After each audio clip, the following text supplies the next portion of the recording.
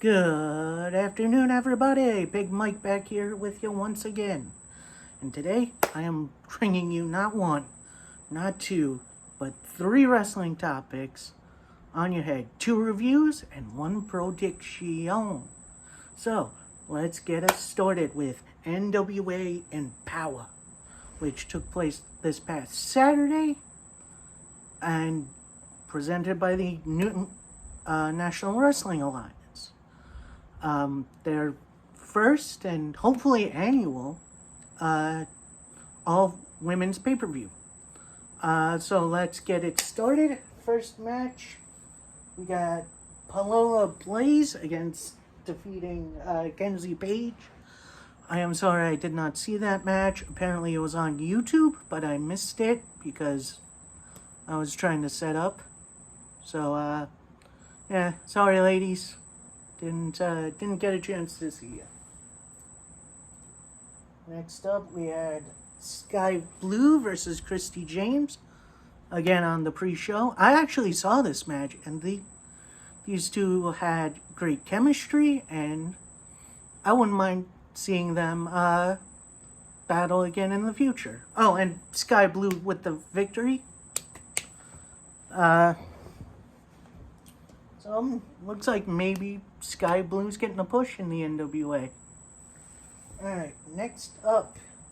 First match up on the main card, we have an interpromotional triple threat match. As Diamante, technically from AEW, she's not officially signed, I don't think. But, yeah, she's on Dark a lot, so I guess she counts. Taking on Chic Tormenta from AAA. Not really super familiar with her, but you know, she did work in this match. And the NWA's smiling Kylie Ray, and boy oh boy, it was great to see her again. Personally, I had Kylie winning, and again, these 3, great chemistry, white hot opener, winner, Diamante, which I was very surprised by. Right, next up, semi-final round of the NWA Women's Tag Team Title Tournament.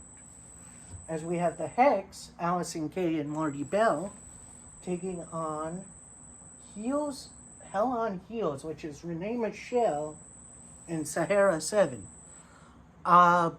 These 4 were a little clunky. Renee showing her stuff, which I am a little familiar with her. I believe she's been on Dark a couple times with AEW.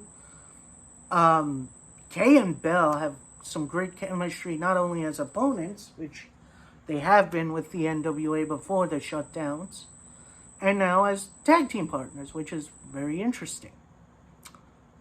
I forget the name of the tag team finisher the Hex used, but it was enough to get them to the next round. Alright, next up, the other half of that tournament, as Red Velvet and Kylan King of AEW took on the Free Babes, who are all second to third generation superstars, which I'm going to say the Free Babes impressed me that night. They stepped things up, and they were really, really good. But apparently not enough for the vets like King and Red Velvet, who, let's say Red Velvet is still a little rough around the edges, but still entertaining match. And we got our final set. So, before that happens, we have a very, very interesting title match.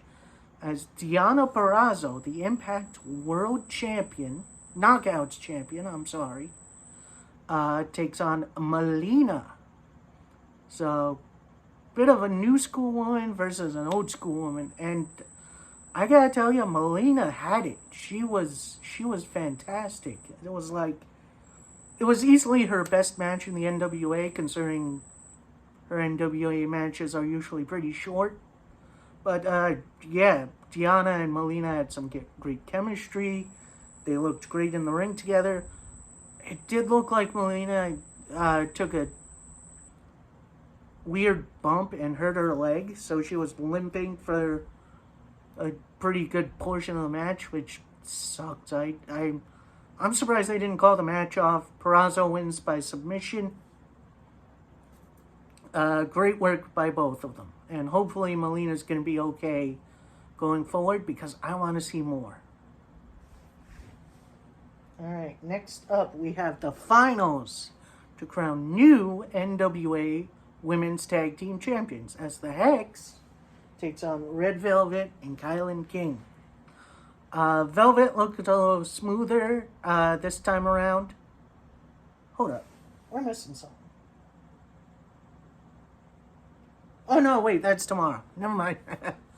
Thought we were on a card in the future. Never mind.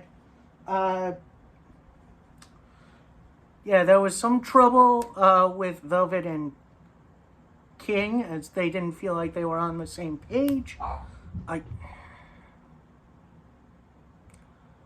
And Allison Kay and Marty Bell took advantage for the win.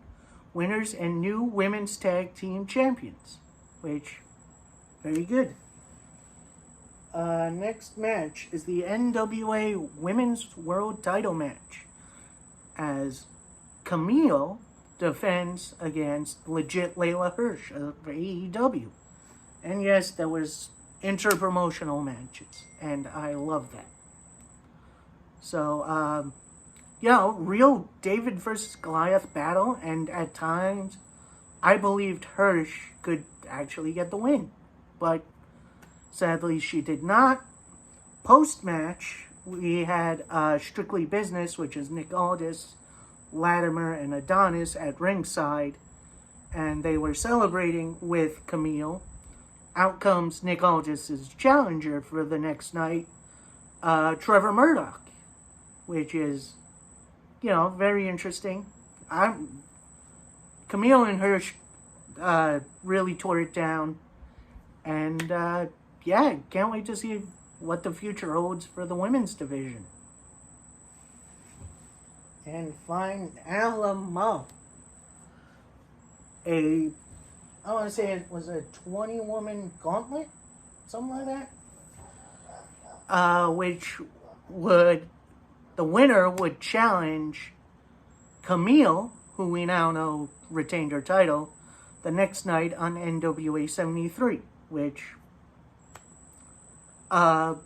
did happen. We had some great moments. We had Chelsea Green go from number one entrant to the last entry to pick up the win, last eliminating Tootie Lynn, who is a St. Louis native and got a pretty good pop, and she, honestly, I thought she was going to win.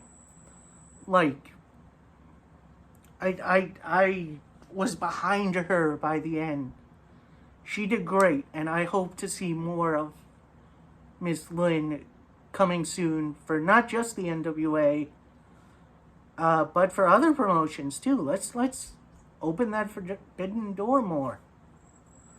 That was NWA Empowerr, a fantastic show. Oh, I almost forgot the best part. Gail Kim had a little speaking segment. Out came Taryn Terrell and her posse, I guess. Talking down, saying, "Oh, this is my moment, this is my moment. You were here to bow down to me, etc., etc." Out comes Awesome freaking Kong. Like, my favorite rivalry from TNA years ago. Awesome Kong and Gail Kim. If you haven't watched it, watch those matches, go look for them. They are the best. And then Kong pretty much announces her retirement, which is very sad, but also very understandable. She's been in the business a long time. And she deserves all the accolades and all. I'm going to miss her. She was great. Pretty big thumbs up for NWA Empowerr. And now we move on to NWA 73. If you'll give me one moment. So, NWA 73 took place on Sunday, which, honestly, I didn't get to catch live because my power was out, due to my own fault, kind of. So, I did catch it yesterday, and I had fun with that one. So, let's get through these matches. First up, and this is the match I thought was on yesterday, but clearly wasn't because it was 3 dudes. We had Tim Storm, Tom Latimer, and Crimson in a triple threat Brawl in the Lou match, which is fancy way of saying no DQ match. So they brought out ladders, trash can lids. I think Latimer tried to use a wrench to tear Tim Storm's pinky off or something. Overall, very chaotic start to the match. I think at one point Crimson got sent to the back due to a midsection injury, but he ended up coming back out. These 3 guys beat the out of each other, and it was a ton of fun. Winner, Tim Storm. And then a little while afterwards, I'd say like 2 more matches, Tim Storm joins the commentary booth, which, honestly, Tim, you're amazing, dude. You deserve a rest. Alright, next up is a match I personally have been looking forward to the entire weekend. Mickie James versus Kylie Ray. Legend versus, up-and-coming, building her own legend. So, this is kind of cool. They gelled really well. I want to say, I didn't think they went too long, but end of the day, Mickie James got the win, which was very surprising to me, but the more interesting thing came post-match, when a masked superstar came out and just started beating the boop out of Mickie James. Mask comes off, Deonna Purrazzo, who they have been feuding on Impact for a while, so makes sense to extend the story a little bit. Maybe we'll see Mickie James get a Knockouts title match in the future, which I'm not opposed to. I love Mickie James. Next up, 6-man tag team match, playa. As Tyrus, your new television champion, the masked superstar, Masked Man, they gave him a new name. I forget what it was. It's like Virgo or something. And Jordan Clearwater take on the Pope, former television champion, and the End, Odin's Son and Perro. This was a bit of another chaotic match, but it was like controlled chaos. You know what I mean? Definitely some back and forth. It did look like Team Pope was going to get the victory until I believe it was. I think it was Austin Idol who, attacked Perro and then ran to the back. So Tyrus could hit his finisher on Odin's Son. It looked like he was going to go for the pinfall, but then the Masked Man tagged in and hooked the leg himself. So we got some. So Team Tyrus got the win, but it does look like the Masked Man is going to get some sort of TV title match in the near future, which I'm all about. Next match, bit of a return match, I guess, kind of, as we have the national champion, Chris Adonis, the former Chris Masters, takes on the Cowboy, James Storm. Sorry about your damn luck. And boy, oh boy, this was a fun one. They had great chemistry, these two.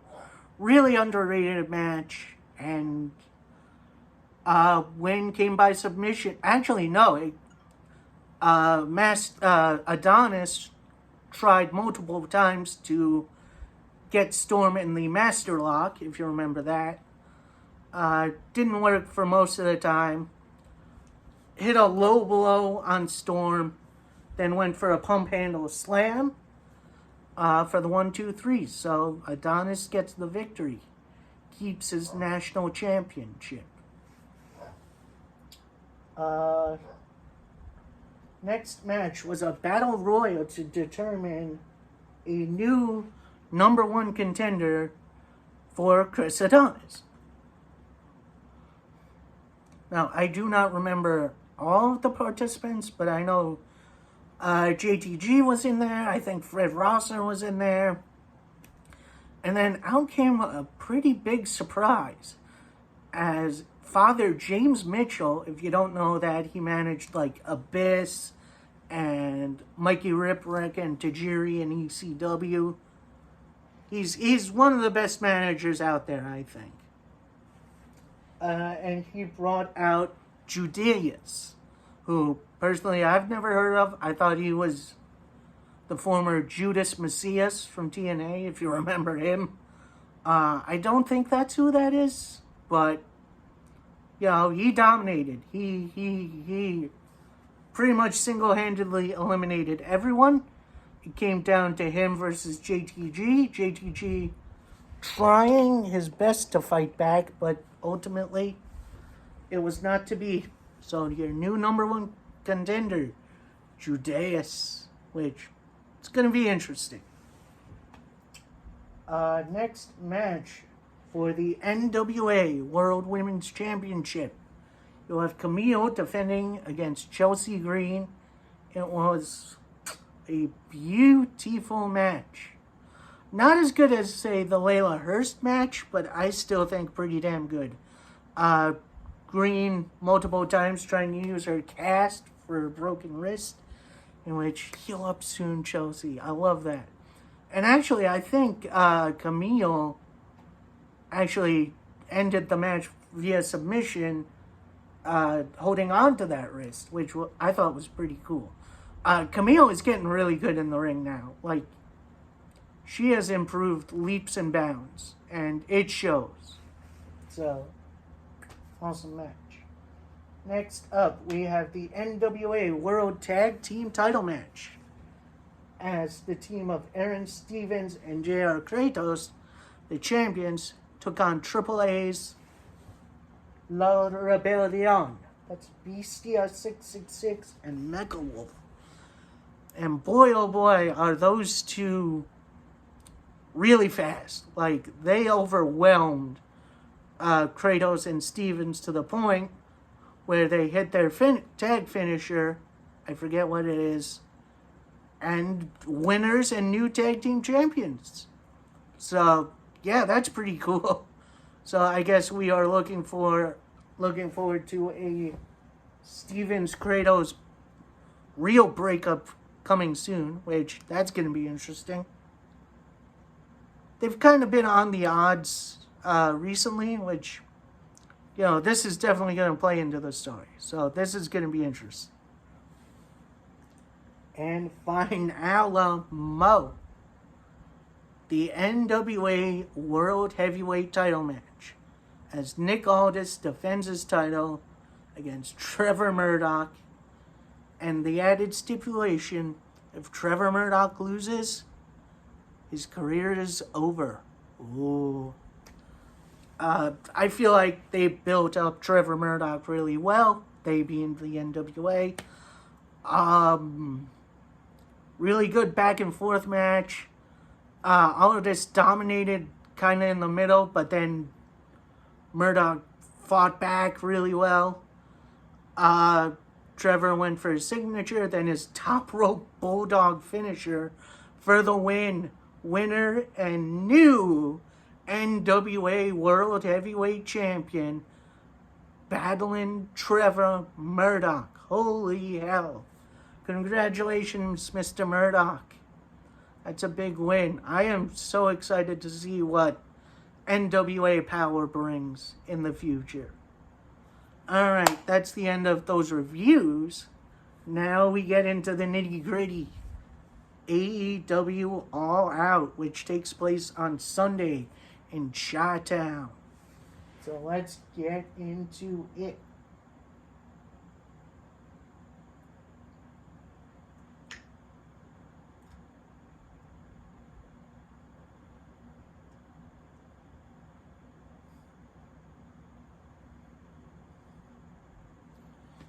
So, like I said, AEW All Out takes place on Sunday. It's going to be from Chicago, Illinois.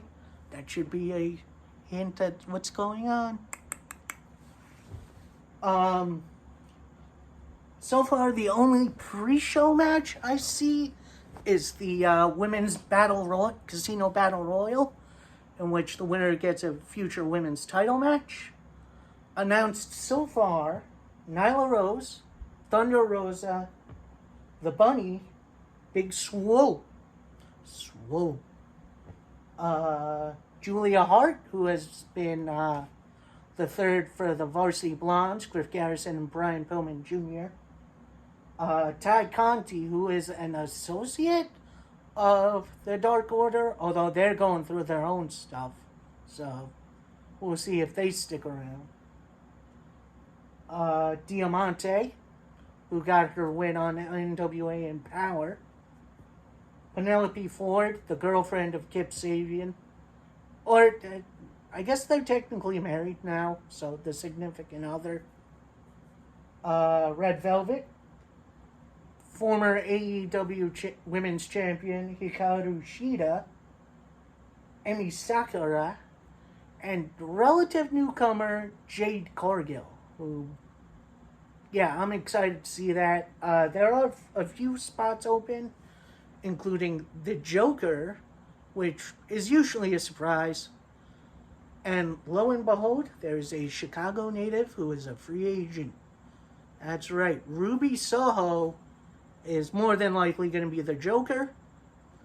And you know what? I think she gets the win here.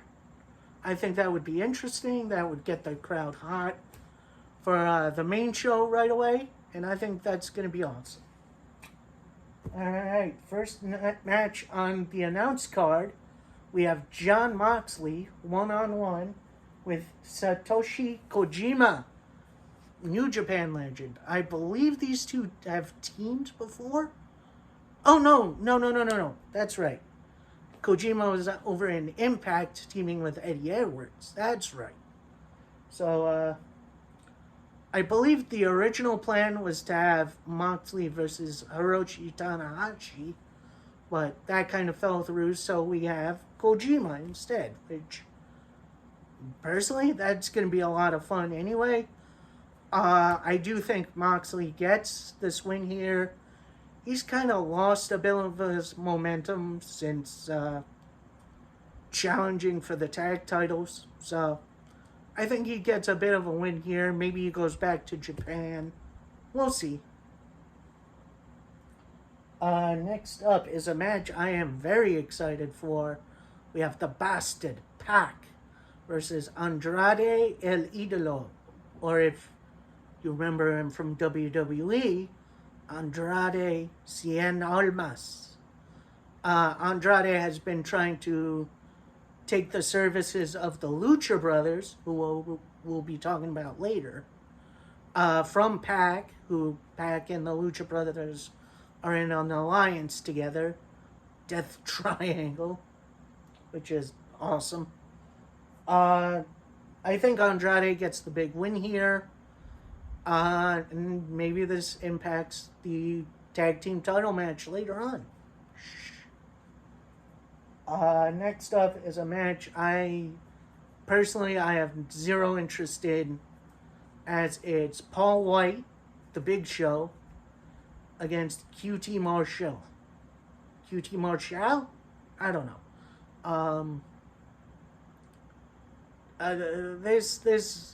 This is going to be a squash match. Sorry, QT. I like you, but this is going to be a big Paul White squash match. Easy as pie. Next up is an interesting singles bout, as we have Chris Jericho versus MJF. Now, so far, and Jericho has said if he loses this match to MJF, then he's going to retire from in-ring work in AEW. Now, MJF has won 3 matches against Jericho so far. It was the match that MJF won, so he got into the Inner Circle, and then the Pinnacle happened. There was... what other match was there? I guess you could say the qualifier for Blood and Guts. I'm not sure. I know there's another one in there somewhere. I just can't think of it. And then not this past week, but the week before, as the 5 Labors of Jericho ended with MJF tapping out Jericho, which is like, that's crazy. And as much as I think MJF is going to win, like Brain is saying MJF, Ticker is saying Jericho gets the win here, gets the monkey off his back. But they have been pushing MJF a whole heck of a lot, so I think I'm going to go with my head here. I'm going to go say MJF. Next up, TNT Championship match. As we have Miro, the former Rusev, taking on Eddie Kingston. I was thinking they were going to save this for the Arthur Ashe show, considering, Kingston's a New Yorker. I think this is going to be our first kind of DQ ending, because I don't think they want to rush this. So I think this is going to be step 1 of the story. I think maybe Rusev gets a chair or something, and then we have some sort of Extreme Rules stipulation at Arthur Ashe, in which Eddie gets the win there. I think that's what's going to happen. Next up, we have the AEW World Tag Team title match, as the Young Bucks defend against the Lucha Brothers inside of a steel cage. I believe this is AEW's second, pure steel cage match. First one being Cody and Wardlow, which that was one of the first episodes, which is crazy to think about. So this was pretty much Tony Khan's answer to, keeping the rest of the elite out, like Kenny and Gallows and Anderson, Steve Cutler, Nakazawa, the stable. So I think that's going to come into play, and I believe we're going to get new World Tag Team Champions, the Lucha Brothers. I think it is about time to pull the trigger on someone else. As much as I've been liking the Young Bucks heel run, I think it's time. I think it's way past time for someone else to get their shot. Next up, we have the AEW Women's World Championship match, as Dr. Britt Baker, DMD, defends against Chris Statlander, who has been really racking up the wins here. And as much as I say Statlander is probably going to get the win, I don't think she's getting the win.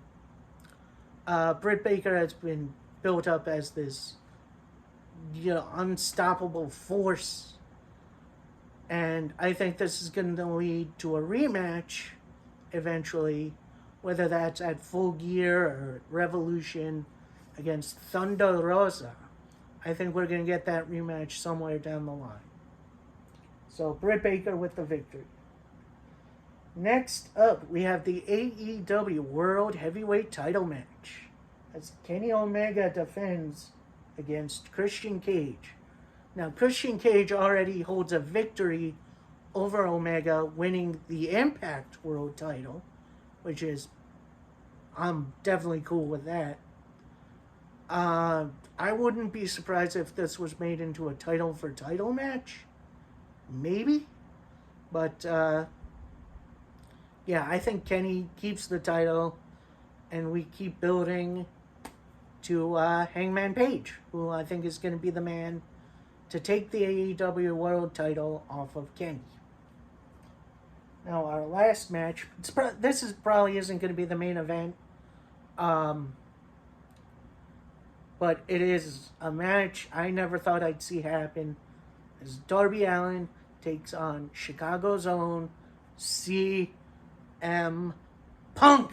That's right, after a 7-year hiatus, CM Punk is back in a wrestling ring.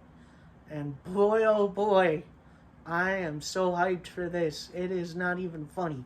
AEW has been teasing his debut for a while. He debuted on Rampage to a thunderous applause. And then he accepted Darby Allin's challenge. So, this match has me torn. AEW has built up Darby Allin almost perfectly, especially with his alliance with Sting. But this is Punk's first match back, and I think Punk is going to get the win here. However, I do believe post-match, we're going to get Punk raising Darby Allin's hand as if he won. So I think this is going to be an absolute banger. And this pay-per-view is going to be so good. I cannot wait. Alright, that's all the wrestling stuff from me. I hope you guys enjoyed. Please like, comment, subscribe for more. I will be giving my recap and review sometime next week. Maybe not Monday. Maybe Wednesday or so. We'll see. I hope you guys enjoyed. Leave a comment as well. Let me hear your predictions for this very, very big show. I'll talk to you guys later on. I hope you enjoyed. Peace.